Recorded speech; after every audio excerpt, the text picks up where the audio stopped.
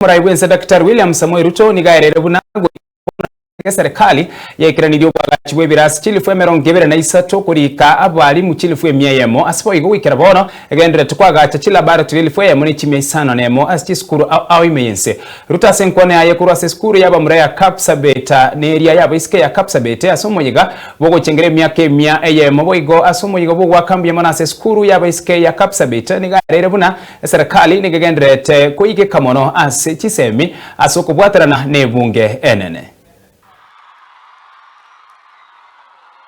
Karibu sana, Your Excellency. Karibu. Education is an investment we are making in our children and in our future.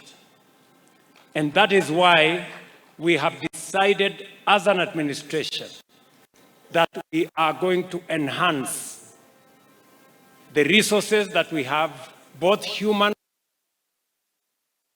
and our children. I am very happy that now we have gotten to 99% transition. We are still going to look for the 1% where they are, because we do not want any situation where any child in Kenya is left behind. And it is the reason why we are expanding infrastructure in our schools. In the last 3 years, we have built an extra 23,000 classrooms. We've hired 100,000 teachers. We are now doing 1,600 new laboratories in different schools.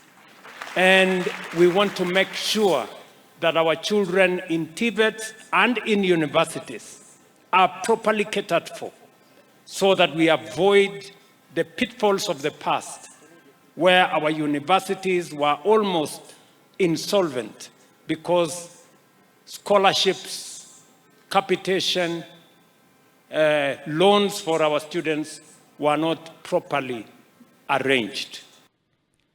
We have successfully completed the transition, the competence-based education and training system, a reform measure designed to prepare our learners for the demands of a modern world. This year, the pioneer cohort joined grade 10 in senior school with an impressive 99% transition rate. I did say earlier that we haven't given up on the 1%. We're still pursuing them, because they too may and must come and join their colleagues. At the same time, we are investing heavily in learning infrastructure, working together with our members of parliament, to which I am grateful